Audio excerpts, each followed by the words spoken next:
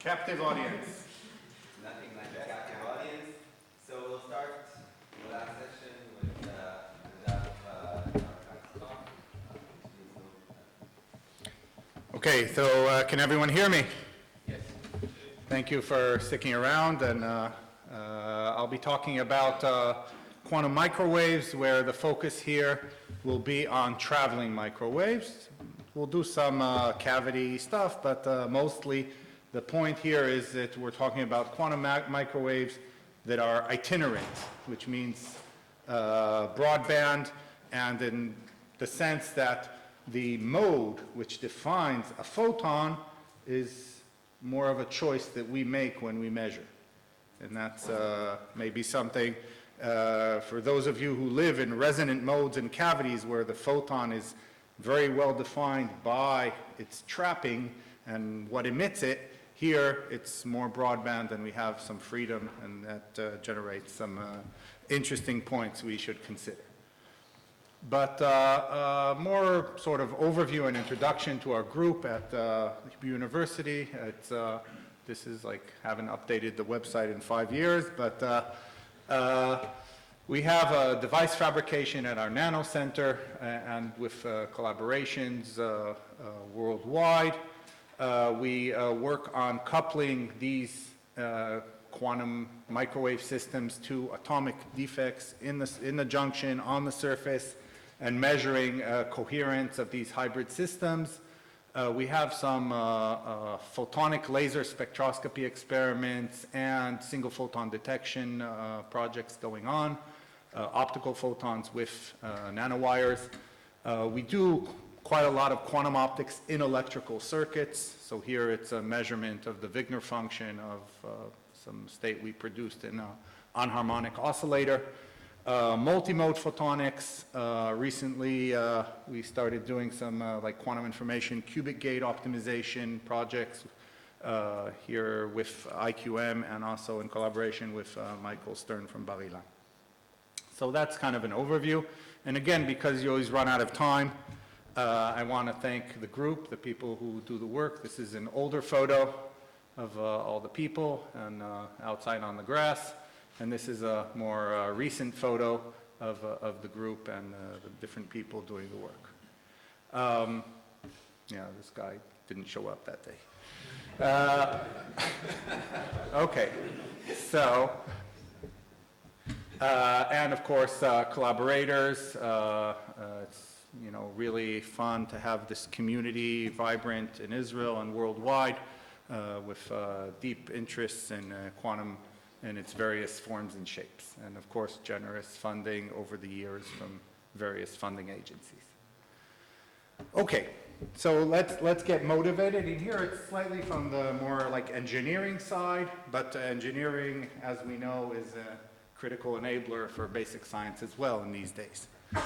So there's this whole field of photonics, and we want to take a page from the book of these optics guys who know to do these fascinating photon routing, photon detection, multi-mode, exciting projects that are done, both fundamental and applied, with light. And that's a field called photonics, and we'd like to do that with superconducting circuits, again, with emphasis on traveling waves. But what's the issue? The issue is the frequency. Microwaves are 100,000 times slower than light. Light is 10 to the 14 hertz, typically, roughly. And light is, and microwaves is a few gigahertz. 100,000 times slower, roughly. And that means the wavelength, appropriately, is a few centimeters. And all this work is going to happen inside a dilution fridge with some sort of chips, which are a few millimeters in size. So unless you're going to go lumped element and trap the thing, if you're going to do a free space wave, you want to do some sort of interferometer. You want to accumulate pi phases over the different structures on chip. It gets complicated. So you can start meandering. Meandering means to wander around as if you're lost. But in this case, it means to route the system so you can accumulate enough phase relative to the size of the chip. But it's a problem. And it's an inherent problem with the microwaves. Sounds very technical, but ultimately that's basically been a buzzkill for traveling wave photonics on chip in microwaves. So we're going to introduce an essential element called kinetic inductance, which actually has a perspective of being also in Josephson junctions, and it's a very simple idea. When we talk about the energy of moving charges, so that's kind of going to be the prefactor of I squared, I the current. So what's the prefactor of I squared, which is going to sit in an energy term and ultimately is an operator in a Hamiltonian. So in first year electromagnetism in undergrad, we learned that we have to calculate the magnetic field associated with this current. It's a non-local effect. We have all this magnetic field coming from all the different contributions, and we integrate over that field squared. That gives us an energy up to a mu magnetic prefactor, and we call that the magnetic inductance. And that's the linear energy of the system, and we'll talk about nonlinearity in a moment. But we've ignored something. We've ignored the kinetic energy of the charge carriers. It's kind of obvious. That's even one course earlier in first year. There's mechanics. Before we do electrodynamics, we need to do mechanics. So these charge carriers are moving, so they should have a kinetic energy. They have mass, or some sort of effective mass. So why have we ignored that? We ignored it because it's negligible. It's very, very small in almost any scenario and any frequency at room temperature in standard dimensions of materials. So if you just take a copper wire, 1 meter long, 1 millimeter, you run an amp, the magnetic energy is 12 orders of magnitude larger than the kinetic energy associated with that current. So 12 orders of magnitude, you usually ignore it. You can't measure it relative to the inductive magnetism effect. But there are two places where it does become important. It becomes, and why, by the way, is it so small? It's small because the actual velocity of the charge carriers individually is very, very small. We have a huge density of charge carriers in standard metals, and these charge carriers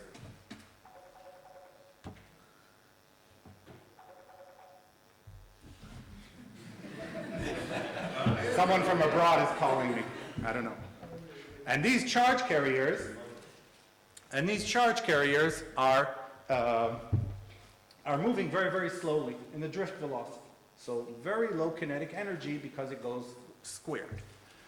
But this term is a good approximation. So you have the mass, the length, and this cross-section A, and the charge carrier density is sitting here to calculate this kinetic inductance.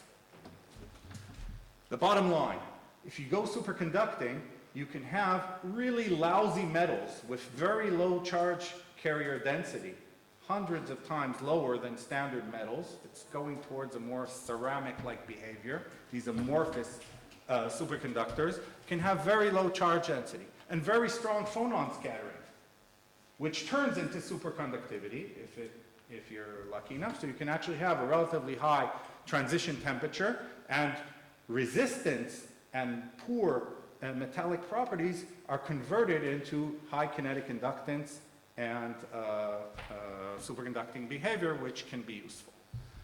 So we're going to be using superconducting amorphous tungsten silicide, which we fabricate by sputtering, and its kinetic inductance can be 2 or 3 orders of magnitude larger than the magnetic geometric inductance. Now there's also a nonlinearity associated with this kinetic inductance. If you start driving larger currents in the wires, then the kinetic inductance becomes larger. So it's an additional term. It's sometimes you can relate it to the so-called Kerr nonlinearity. It has the same form as what you see in optics. And by the way, kinetic inductance also occurs in another field in physics, plasmonics, where the frequency is very, very large and the electrons move so quickly and actually they don't move very far, so collisions become negligible, and also the kinetic inductance is important there. And Question. sure. So, we learn in basic courses that, in metals, electrons anyway move in the Fermi velocity to all directions. So when you have a current, you have only a small, in the Fermi velocity, so this kinetic energy. Yeah, that's a background. That's a very large background, which is just common to all metals. But this classical formula that you're using, Yeah. Does it make sense? Yeah, it does, because we're going to work with the superconducting condensate, which is a macroscopic, smooth, average object over many trillions of electrons. It's not an electron. It's not. It's going to be the condensate wave function has a flow, and so I guess your question is building up to this sort of condensate description of the current, and so here it's a Ginzburg-Landau theory. And I'm here giving a sort of short explanation of where the nonlinearity comes from, so you can ignore all the equations. There's a short version. If you have high currents, that suppresses your gap locally. The suppression of the gap reduces the carrier density, the superconducting carrier density, and if you're demanding a particular current, that means that fewer charge carriers have to move faster in order to give that current. I'm running 1 milliamp through the superconducting wire. I'm enforcing that. That's what I'm driving through the system. So if I'm doing that with less charge carriers, they have to move faster. If they're moving faster, more kinetic energy. That translates into a nonlinearity in the inductance. Okay, but that all boils down from this sort of representation with the Ginzburg-Landau. Similar to this detector that they use, the single photon. Yeah, kinetic inductance is also a very important effect in single photon detection. Also, there's a very interesting perspective on Josephson junctions to view Josephson junctions as a kinetic inductance nonlinearity. At least to leading order, the nonlinearity here is the same as that of a Josephson junction, up to a O of 1 Taylor factor. Okay, so we want to do some sort of nonlinear photonics, and we want to create a waveguide, an amplifier or a wave mixer, in which we're going to have a nonlinear inductance in the wave equation. Again, here it's all classical so far. We're going to quantize in a moment. I appreciate your patience. So the idea is you have a pump frequency, which is large, and some sort of signal and idler. Signal and idler are just names for frequencies on either side of the pump in this case. And what happens, for example, because of the nonlinearity, we're going to see the amplification of a signal and an appearance of an idler. And that's something that happens with the four-wave mixing condition, in which two photons of the pump are converted into a signal and idler with the condition that they have this energy conservation. And I'll skip the technical issues. But there is an important point here that when you talk about, oh, that's missing. Okay, when you talk about sort of waveguides, so here, for example, you have a capacitance per unit length, an inductance per unit length, and that usually is engineered to be 50 ohms if you want to inject waves that won't reflect. And these are standard sort of numbers for coplanar waveguides. Coplanar, that means that the signal and the ground are in the same plane. And they have these sort of typical behavior. For example, the velocity is on order of the speed of light. It's basically, index of refraction is just the square root of the dielectric around it. And it doesn't really work as an amplifier when you try to make coplanar waveguides out of this kinetic inductance material, because you want it matched to 50 ohms. That means you need a very, very big capacitance per unit length. And here, for example, the center trace is the nonlinear trace, and all this stuff here on the sides is like a fractal capacitance trying to accumulate enough capacitance per unit length to be 50 ohms, and it has all kinds of defects, and it's hard to make. And you get this sort of rippled, noisy behavior even when it sort of works. So a solution we implemented was to go microstrip. Microstrip is a scenario in which your trace and your ground are not in the same plane. They're separated by a dielectric. Excuse me, there's someone who that had the credit card on the bar. שלומי, זה שלך? דוקטור נתנאל? Netanel Lidner. Okay, we know who that is. Sorry. Netanel Ozen. Okay, so the idea here is that we're putting in this dielectric here, and we can tune its thickness to get a huge capacitance very efficiently. So we can build up a capacitance in these waveguides by just putting a relatively small gap of just a few nanometers, a few tens of nanometers in the dielectric, and then we get, aside from being 50 ohms as we desired, we get a phase velocity, and this is an important point, which is 300 or even 500 times slower than the speed of light. Now, when the phase velocity is slower, that's an index of refraction. That means that the wavelength, instead of being, I don't know, 10 centimeters or something like that, goes down by a factor of 300 to a few hundred microns. And that you can fit many of them inside a chip. And that's an important linear point that we utilize. So we couple wave mode mixing equations in this, this standard ansatz of a slowly varying envelope, and this is like the linear dispersion relation, and you just have a pump, a signal, and an idler, and these amplitudes, we want to get their classical nonlinear equations for them, and we have the standard insights on four-wave mixing, and this is called phase matching condition, something which means that you have to sort of engineer in order to get good gain, because the phase matching here is going to screw up your amplification process. If you have too big a delta K, it's not going to work. So you have to do what's called dispersion engineering. And it basically means you have to make a microwave crystal in which you change the width of the trace periodically and set up band gaps and dispersion relations linearly for the propagation of microwaves in order to have a good phase matching in the bandwidth of amplification you're working on. And you get this sort of coupled mode equations, and then you simplify them by assuming an undepleted pump, and then you quantize the excitations of the waveguide by changing amplitudes into creation annihilation operators accordingly. And again, this is in an open free space propagation scenario, so these creation annihilation modes are plane waves, at least along the propagation in the waveguide.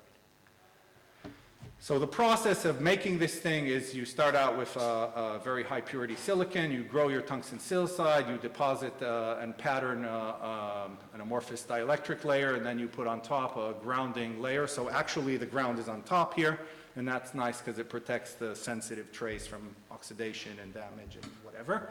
And we have to couple from the launcher, the aluminum launcher here, you have to couple it into the micronic nonlinear trace, that's that brown thing. So I'm going to skip a little. So we have the signal amplification, and this is like sort of this is the money slide for getting the thing to work initially, and this is so-called a traveling wave parametric amplifier. That's what these things call tupas. And here is a relatively nice tupa in which we get a respectable amplification over significant broadband response. So it's working over a few gigahertz and giving us a nice amplification of up to 25 or something like that dB. And there's also the appearance of the idler that I promised you as well. Now the nice thing about kinetic inductance nonlinearity as opposed to Josephson is it saturates much slower. Josephson nonlinearity has higher order terms because it's this cosine potential you've been seeing all week. And the cosine potential, you have this curvature and then the nonlinear term, but then it saturates relatively quickly. So Josephson amplifiers, which also have kinetic inductance, and you can stack many, many Josephson amplifiers in series and build up these sort of amplifiers. This is how it's traditionally done. But those have a problem with their so-called dynamic range. If you apply more power and you try more modes in your signal, it stops working. The amplification here, you can see that we sort of see things tapering off, but this happens at a relatively high amplitude, which is interesting. And talk about the signal to noise of this system, and that gives us an understanding of how cold this amplifier is. And you have to calibrate that very, very carefully, and ideally you would put in single photon sources. And we're conservatively, actually our numbers were closer to this value, which is equivalent to about 1 photon per mode on order. But we were conservatively claiming something in this range because of the calibration being very, very sensitive, and it's hard to do better than that. Dielectric losses are important, but I will skip them. And I promised you photonics. That means we have to go multi-mode. Otherwise, it's less interesting. So I'm going to be showing you a series of devices we made with this same sort of microstrip technology. But now I'm going to have two kinds. One are the ones we talked about until now. Let's call them waveguides. Basically, same story, just the thickness the width we talked about up until now. And we're also going to add these nanowires connecting the waveguides and call them couplers. And when you make these wires 10 times narrower than the traces, their capacitance and inductance, the capacitance goes down, the inductance goes up, and these become a weak coupling between the waveguides. So what we made, for example, is this array of waveguides and couplers between them. And I'm going to show you 3 different structures that we made, all fitting nicely within chips. So here is 2 coupled traveling wave. It's some sort of 2-mode Fabry-Furran interferometer. And for those of you who know microwave engineering, this is a hybrid. And we also did this sort of quantum walk system. And in this quantum walk system, we have, let's see, is this dead, dying? So we had 7 traces coming in and coupled between them, so you can inject microwaves, for example, in this trace and see how they coherently diffuse or couple and couple back into these traces. This is inspired by experiments that were done in photonics quite a while ago, 10 years ago, roughly. And we also were seduced by the dark side of the resonant mode and made 49 resonators coupled in this square lattice just to show that we can.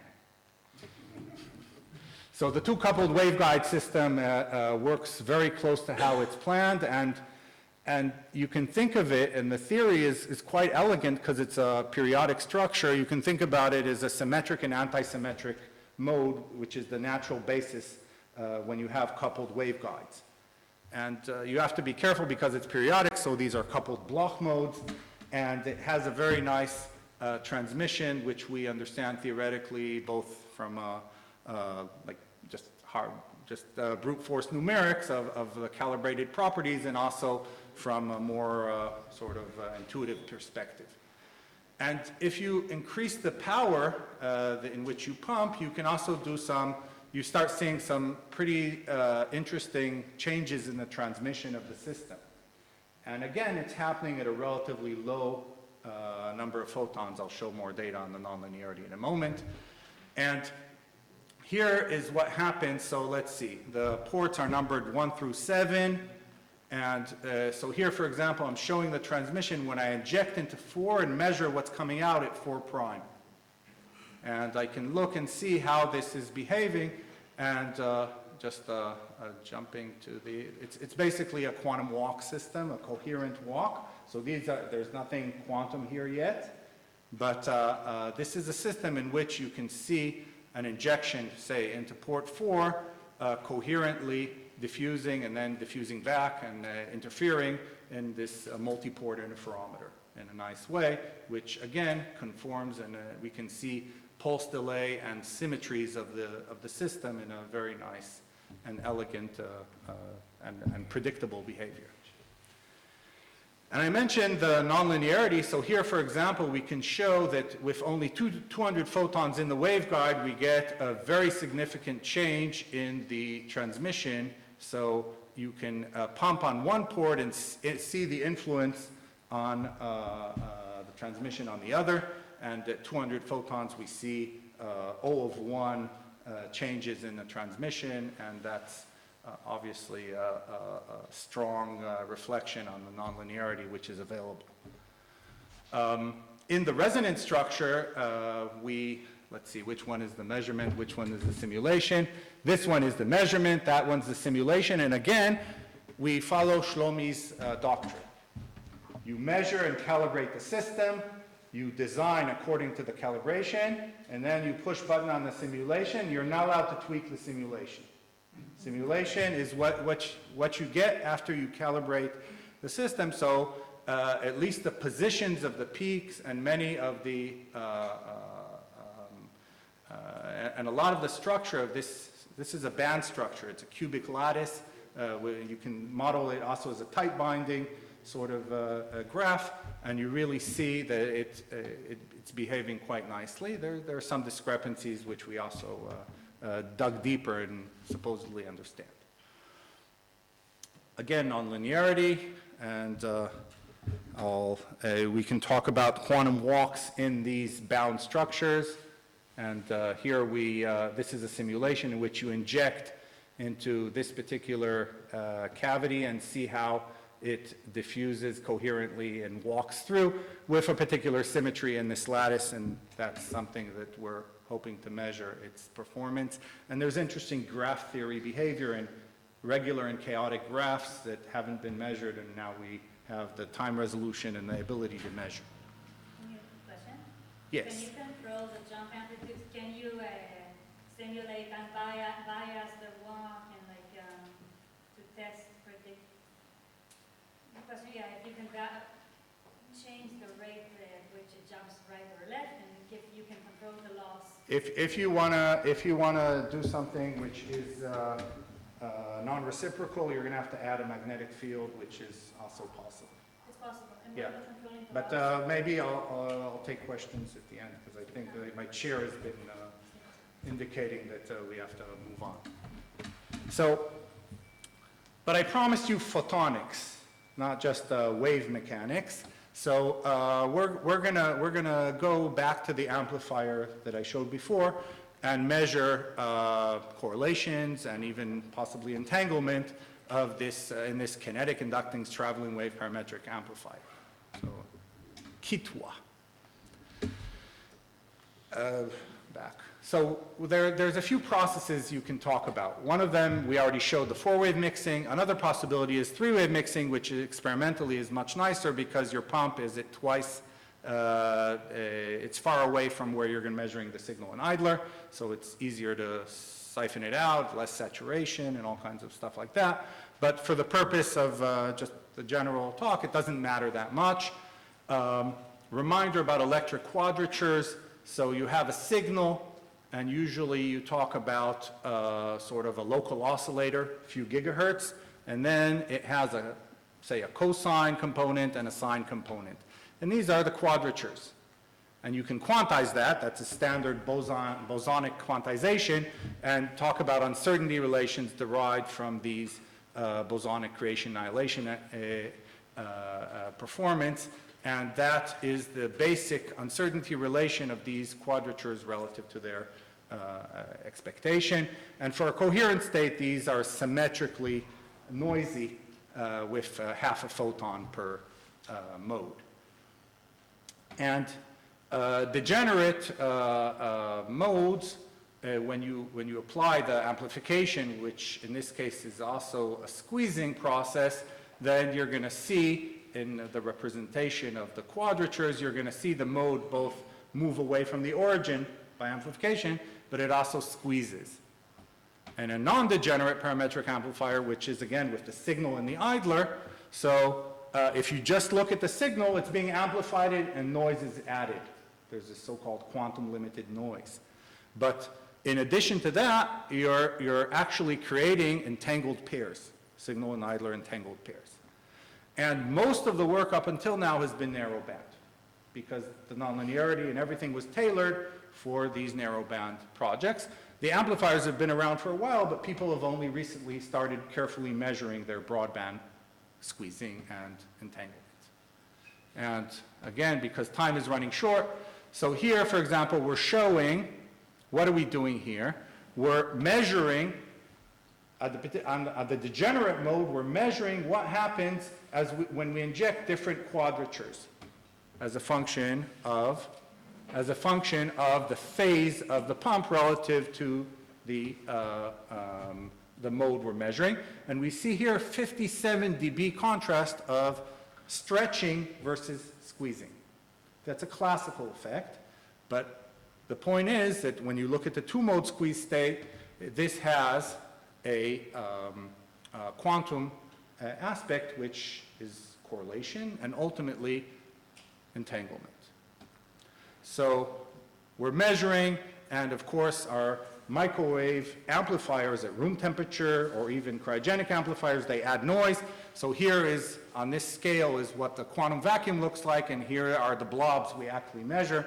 So we have to do some careful work to calibrate out the noise, and this is the raw data, and you get a correlation matrix, and you calibrate it very, very, very carefully, and you apply these criterias, and Gershon taught us about his criteria here. Gershon. And there's all kinds of calibration issues, and at least for us, this criteria was robust because it's an eigenvalue which is immune to local rotations, and we have to work on making this one, I guess, also robust to those sort of problems. But ultimately, if you go below, as Shlomi taught us, if you go below half, you're good. So we go way below half, but we need to add systematic. This is a statistical noise here, and this level of entanglement is consistent with the classical game we see, but we have to be more careful, and there should be systematic bars on this, and that's why we haven't published it yet, but it's work in progress. So the chair is already standing. We're working on all kinds of additional modes. There, you can, for example, put two of these amplifiers in series and build a nonlinear interferometer called an SU11 interferometer, and that's something which is done in optics, and we want to do it in microwaves as well. Of course, there's all this quantum radar stuff, which personally, I'm in it to prove that it doesn't work. And I want to understand, however, exactly why. So it's an interesting time to see how you would, for example, create these entangled pairs, launch them at something, and then interfere them, signal and idler interfere and detect, and maybe go beyond the shot noise, quantum standard shot noise limit of classical barriers.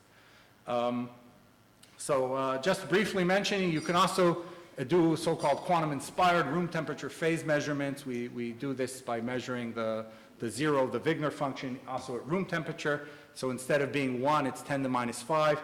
But you can, in a few nanoseconds, saturate the Kramer-Rao bound and measure phases on order of 1/100 of a degree with this method. So it's interesting to connect quantum and classical measurement, and that's work in progress to be published. So it's an interesting platform, nonlinearity, routing, integration, maybe hybrid systems. We don't understand the dielectrics, what are quasi-particles, maybe go dig deeper in the solid state quantum connection, and we're thinking about creating multi-photon states in the sense that you can possibly work with many more modes and emit into them simultaneously. So I think I've overstepped my time, so thank you for your patience, and thank you.